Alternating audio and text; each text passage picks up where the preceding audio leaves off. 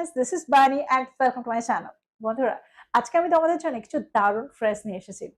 এইবার তোমাদের মনে একটা প্রশ্ন আসতে পারে, ফ্রেজ আমরা কেন শিখব? দেখো, ফ্রেজের ব্যবহার না করেও অন্য ওয়ার্ডের ব্যবহার করেও তোমরা এই সেন্টেন্সগুলোকে ইংলিশে ট্রান্সলেট করতে পারো। কিন্তু ফ্রেজের ব্যবহার করলে সেন্টেন্সগুলোকে আমরা আরো এক্সপ্রেসিভ করতে পারি। অর্থাৎ আরো এক্সপ্রেসিভ তৈরি করতে আমরা সেন্টেন্সে ফ্রেজের ব্যবহার করে থাকি। আর এই ফ্রেজের ব্যবহার করলে আমরা সেন্টেন্সগুলোকে বাংলা সেন্টেন্সগুলোকে খুব সহজেই ইংলিশে ট্রান্সলেট করতে পারি। আর ঠিক সেই কারণে এই ফ্রেজগুলোর ব্যবহার জানতে হয়। এই ফ্রেজগুলোর ব্যবহার যখন কেউ করে আমরা খুব সহজেই বুঝতে পারি সেন্টেন্সটার ঠিক কি অর্থ। তা না হলে আমরা উত্তরই করতে পারবো না। আর এই ফ্রেজগুলোর ব্যবহার করে আমরা আমাদের সেন্টেন্সগুলোকে আরেকটু অ্যাডভান্স তৈরি করতে পারি। আমরা আমাদের কনভারসেশনটাকে আরেকটু এনহ্যান্স করতে পারি। আর ঠিক সেই কারণে এই ফ্রেজগুলোর ব্যবহার আমাদের জানা দরকার। আমি আজকে প্রত্যেকটা ফ্রেজের সাথে এক্সাম্পল দিয়ে তোমাদেরকে বুঝিয়ে দেওয়ার চেষ্টা করব সেন্টেন্স এগুলোর সঠিক ব্যবহার। তো আজকের ভিডিওটা কিন্তু খুব ইম্পর্টেন্ট, খুবই ফ্রুটফুল হতে চলেছে। তোমরা কোথাও যাবে না, আমার সাথে ভিডিওটা একদম শেষ পর্যন্ত থাকবে। যা চ্যানেলে নতুন অর্থাৎ প্রথম আমার ভিডিও দেখছো তারা প্লিজ চ্যানেলটাকে সাবস্ক্রাইব করে নিও, তাহলে যখনই আমি ভিডিও আপলোড করবো তোমরা নোটিফিকেশন পেয়ে যাবে। তো আর দেরি না করে যাবো, শুরু করা যাক আজকের ভিডিও। বাংলায় আমরা প্রায় বলে থাকি তার কৌতুকটা কনভারসেশনটার একটা পরিবেশ তৈরি করে দিয়েছিল, একটা পরিবেশ তৈরি করে দেওয়া। প্রায় আমরা বলে থাকি তার হাসিটা একটা কনভারসেশনের পরিবেশ তৈরি করে দেয়, আমার দিনটা তৈরি করে দেয়, দিনটা বানিয়ে দেয়।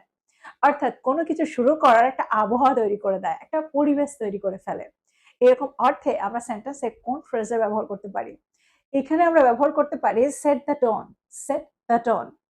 যদি আমি বলি একটা আন্তরিক হাসি বন্ধুত্বপূর্ণ একটা কথোপকথনের পরিবেশ তৈরি করে দেয়, সেন্টেন্সটা কি হবে? A warm smile sets the tone for a friendly conversation. A warm smile sets the tone for a friendly conversation. একটা এক্সাম্পল দেখো, যদি আমি বলি আপনার সকালের রুটিন সারা দিনের ধারা নির্ধারণ করে, দ্যাট মিনস সারা দিনটাকে তৈরি করে দেয়। সকালের রুটিন গড়বড় হয়ে গেলে আমাদের পুরো দিনটাই খারাপ হয়ে যায়। তো সকালের রুটিনটাই আমাদের একটা দিন তৈরি করে দেয়, একটা দিনের পরিবেশ তৈরি করে দেয়, একটা সুন্দর দিনের সূচনা তৈরি করে দেয়। সেন্টেন্সটা কি হবে? Your morning routine sets the tone for the rest of the day. Your morning routine sets the tone for the rest of the day. তো তোমরা বুঝতে পারছো সেন্টেন্সগুলোকে ঠিক আমরা কিভাবে তৈরি করছি। আমরা কোনো কিছুর জন্য একটা আবহাওয়া তৈরি করে দেওয়া বা কোনো কিছুর জন্য একটা পরিবেশ তৈরি করে দেওয়ার অর্থে এই ফ্রেজটাকে ব্যবহার করছি, সেট দ্য টোনকে ব্যবহার করছি। আর যখন আমরা সেন্টেন্সের সাবজেক্টটা থার্ড পারসন সিঙ্গুলার নাম্বার পাচ্ছি, তখনই আমরা সেটকে সেটস বলছি। দ্যাট মিনস সেটের সাথে আমরা এস কে যোগ করছি।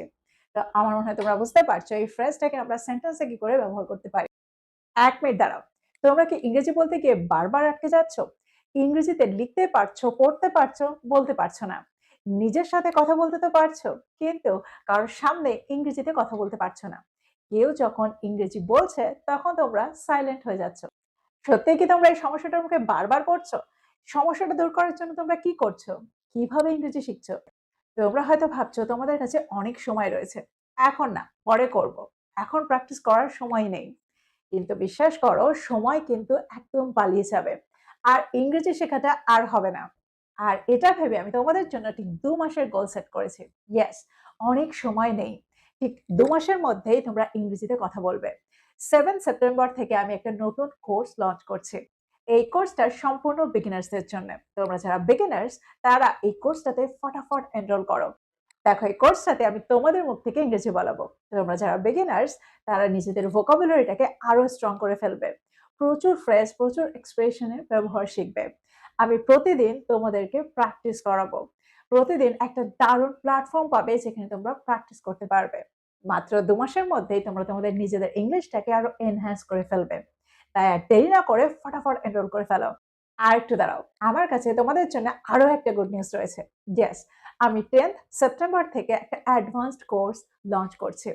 আর এখানে তোমরা যারা ইন্টারমিডিয়েট লেভেলে রয়েছে তারা নিজেদেরকে অ্যাডভান্সড লেভেলে নিয়ে যেতে পারবে।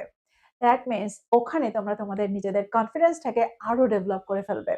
কারোর সাথে ইংরেজিতে কথা বলার সময় আর হেজিটেশন নয়। কোনো ইন্টারভিউতে আর চুপ করে বসে থাকা নয়। আর ফিসটা শুনে তোমরা অবাক হয়ে যাবে। বিগিনার কোর্সের জন্য মাত্র 500 আর অ্যাডভান্সড কোর্সের জন্য মাত্র 600। তো আর দেরি না করে ফটাফট এনরোল করে ফেলো। Now let's back to the video. এবার আমরা দেখবো এর পরের ফ্রেজটা। বাংলায় আমরা প্রায় বলে থাকি অফিসের কাজ আর বাড়ির মধ্যে একটা ভারসাম্য বজায় রাখো। দ্যাট মিনস অফিসের কাজ বাড়িতে নিয়ে এসে ওভারওয়েলমড থাকা যাবে না। এই দুটো কাজের মধ্যে আমাদের একটা ভারসাম্য বজায় রাখতে হবে। তো এখানে আমরা একটা দারুণ ফ্রেজের ব্যবহার করতে পারি। ভারসাম্য বজায় রাখার অর্থে আমরা একটা দারুণ ফ্রেজের ব্যবহার করে থাকি। এখানে আমরা ব্যবহার করে থাকি স্ট্রাইক আ ব্যালেন্স, স্ট্রাইক আ ব্যালেন্স। যদি আমি বলি কাজ আর ব্যক্তিগত জীবনের মধ্যে ভারসাম্য বজায় রাখাটা গুরুত্বপূর্ণ। It's important to strike a balance between work and personal life. It's important to strike a balance between work and personal life. আরেকটা এক্সাম্পল দেখো, যদি আমি বলি গতি আর গুণমানের মধ্যে ভারসাম্য বজায় রাখাটা সহজ নয়। It's not easy to strike a balance between speed and quality. It's not easy to strike a balance between speed and quality. দেখো যখন খুব দ্রুত কোনো কাজ করা হয় তখন কাজের কোয়ালিটি থাকে না। দ্যাট মিনস গুণমানটা আমরা বজায় রাখতে পারি না, খুব তাড়াতাড়ি করে কোনো কাজ শেষ করে ফেলি। তো আমার মনে হয় তোমরা এই ফ্রেজটাকে খুব ভালোভাবে বুঝতে পারলে। এবার খুব সহজেই তোমরা সেন্টেন্সে এই ফ্রেজটাকে ব্যবহার করতে পারবে। এবার আমরা দেখবো এর পরের ফ্রেজটা। আমরা প্রায় বলে থাকি মনের রাগ পুষে রেখো না, মনে ক্ষোভ পুষে রেখো না। এখানে আমরা কোন ফ্রেজের ব্যবহার করতে পারি? এখানে আমরা ব্যবহার করতে পারি হোল্ড আ গ্রাজ। মনে ক্ষোভ পুষে রাখা, মনে রাগ পুষে রাখা, রাগ ধরে রাখা, এরকম অর্থে আমরা হোল্ড আ গ্রাজ এর ব্যবহার করে থাকি। সেন্টেন্স দেখো, সেন্টেন্সে আমরা হোল্ড আ গ্রাজকে ঠিক কিভাবে ব্যবহার করছি। যদি আমি বলি আমি কারোর প্রতি মনে ক্ষোভ পুষে রাখি না, I don't hold a grudge against anyone. I don't hold a grudge against anyone. If you keep holding a grudge you will never find peace. আমরা প্রায় বলে থাকি রাগ পুষে রাখার বদলে, মনে রাগ পুষে রাখা, ক্ষোভ পুষে রাখার বদলে অতীতকে যেতে দাও। Let go of the past instead of holding a grudge. Let go of the past instead of holding a grudge. তো এক্সাম্পল গুলোর মধ্যে দিয়ে আমার মনে হয় তোমরা বুঝতে পারলে সেন্টেন্সে আমরা এই ফ্রেজটাকে ঠিক কি করে ব্যবহার করছি, হোল্ড আ গ্রাজকে আমরা ঠিক কিভাবে ব্যবহার করতে পারি। এবার আমরা দেখবো এর পরের ফ্রেজটা। আমরা প্রায় বলে থাকি আমি সেই কৌতুকটা শুনে হাসি চেপে রাখতে পারিনি। আমি সারপ্রাইজটা লুকানোর জন্য হাসি চেপে রাখতে পারিনি। আমি হাসি চেপে রাখতে পারছিলাম না। এরকম অর্থে আমরা একটা দারুণ ফ্রেজের ব্যবহার করতে পারি। এখানে আমরা ব্যবহার করতে পারি কিপ আ স্ট্রেট ফেস। কিপ আ স্ট্রেট ফেস অর্থাৎ এখানে আমরা অর্থ করি হাসি চেপে রাখা। সেন্টেন্স দেখো, সেন্টেন্সে আমরা কিপ আ স্ট্রেট ফেস এটি কিভাবে ব্যবহার করছি। যদি আমি বলি চমকটা প্রকাশ না হওয়া পর্যন্ত হাসি চেপে রাখার চেষ্টা করো, সেন্টেন্সটা কি হবে? Try to keep a straight face until the surprise is revealed. Try to keep a straight face until the surprise is revealed. একটা এক্সাম্পল দেখো, যদি আমি বলি তাকে গম্ভীর দেখাচ্ছিল কিন্তু তার জন্য হাসি চেপে রাখাটা কঠিন ছিল। He looked serious but it was difficult for him to keep a straight face. He looked serious, but it was difficult for him to keep a straight face.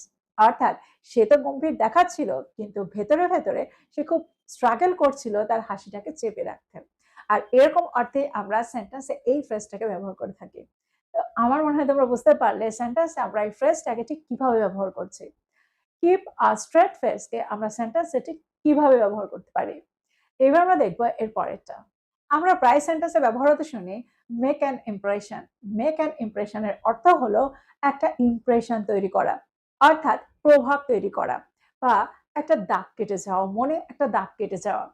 আমরা প্রায় সেন্টেন্সে লিভ অ্যান ইমপ্রেশনের ব্যবহার হতে দেখি। তার অর্থ হলো ছাপ ফেলে যাওয়া। আমরা প্রায় বলে থাকি তার তার সাথে কনভারসেশনটা মনে ছাপ ফেলে গিয়েছিল। দ্যাট মিনস মনে দাগ কেটে গিয়েছিল। তো এরকম অর্থে আমরা সেন্টেন্সে লিভ অ্যান ইমপ্রেশনের ব্যবহার করতে পারি। দেখো আমরা সেন্টেন্স অনুযায়ী মেক অ্যান ইমপ্রেশন আর লিভ অ্যান ইমপ্রেশনের ব্যবহার করে থাকি। যখন ইমপ্রেশন তৈরি করার অর্থ করি তখন আমরা মেক অ্যান ইমপ্রেশনের ব্যবহার করি। আর যখন আমরা সেন্টেন্সে কোনো কিছু দিয়ে কারো মনে দাগ ফেলে যাওয়া, দাগ কেটে যাওয়ার অর্থ করি তখন আমরা সেন্টেন্সে লিভ অ্যান ইমপ্রেশনের ব্যবহার করি। দাগ ছেড়ে যাওয়া, একটা দাগ কেটে বেরিয়ে যাওয়া, এরকম অর্থে আমরা সেন্টেন্সে লিভ অ্যান ইমপ্রেশনের ব্যবহার করে থাকি। সেন্টেন্স দেখো তোমরা আরো ভালো করে বুঝতে পারবে। যদি আমি বলি ইন্টারভিউয়ের সময় সেটা দারুণ ইমপ্রেশন তৈরি করেছিল, সেটা দারুণ প্রভাব তৈরি করেছিল, সেন্টেন্সটা কি হবে? She made a great impression during the interview. She made a great impression during the interview. Your first few words can make a lasting impression. Your first few words can make lasting impression. তো এক্সাম্পলগুলোর মধ্যে দিয়ে আমার মনে হয় তোমরা বুঝতে পারলে sentence আমরা এই ফ্রেজটাকে কি করে ব্যবহার করছি। তো এক্সাম্পলগুলোর মধ্যে দিয়ে আমার মনে হয় তোমরা বুঝতে পারলে সেন্টেন্স আমরা এই ফ্রেজটাকে ঠিক কিভাবে ব্যবহার করছি। তোমরাও এই ফ্রেজটা দিয়ে সেন্টেন্স তৈরি করে ফেলো। এবার আমরা দেখবো এর পরেরটা। আমরা বাংলায় প্রায় বলে থাকি দৃষ্টান্ত তৈরি করো। তোমার কাজের মধ্যে দিয়ে একটা দৃষ্টান্ত তৈরি করো।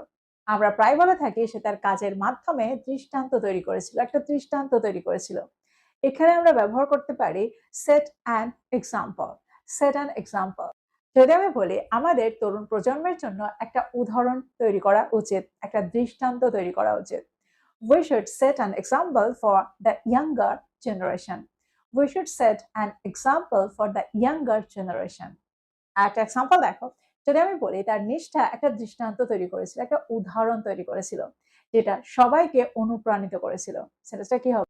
His dedication set an example that inspired everyone. His dedication set an example that inspired everyone. তো এক্সাম্পলগুলোর মধ্যে দিয়ে আমার মনে হয় তোমরা বুঝতে পারলে এই ফ্রেজটার ব্যবহার। তো এই ছিল কয়েকটা ইম্পর্টেন্ট ফ্রেজ। আমার মনে হয় প্রত্যেকটা ফ্রেজকে তোমরা বুঝতে পেরেছো। আর এটাও বুঝতে পারলে সেন্টেন্স এই ফ্রেজগুলোকে কতবার ব্যবহার করা হয়। কতবার তোমরা পডকাস্ট শুনতে শুনতে এই ফ্রেজগুলোর সম্মুখীন হও। কোনো কিছু পড়তে পড়তেও অনেকবার এই ফ্রেজগুলোর সম্মুখীন হও। আর এবার থেকে তোমরা এই ফ্রেজগুলোকে তোমাদের সেন্টেন্সেও ব্যবহার করতে পারবে। তো প্রত্যেকটা ফ্রেজকে নোট ডাউন করো আর এগুলো দিয়ে সেন্টেন্স তৈরি করো। আর সেগুলোকে প্রতিদিন ব্যবহার করো। প্রতিদিনের কনভারসেশনে ইনক্লুড করো। আর ভিডিওটা ভালো লাগলে লাইক করতে ভুলে যেও না, বন্ধুদেরকে শেয়ার করো যারা ইংরেজি শিখছে। So this is all about today. I will be back with another video. Till then, take care. Thank you for watching this video. Bye bye.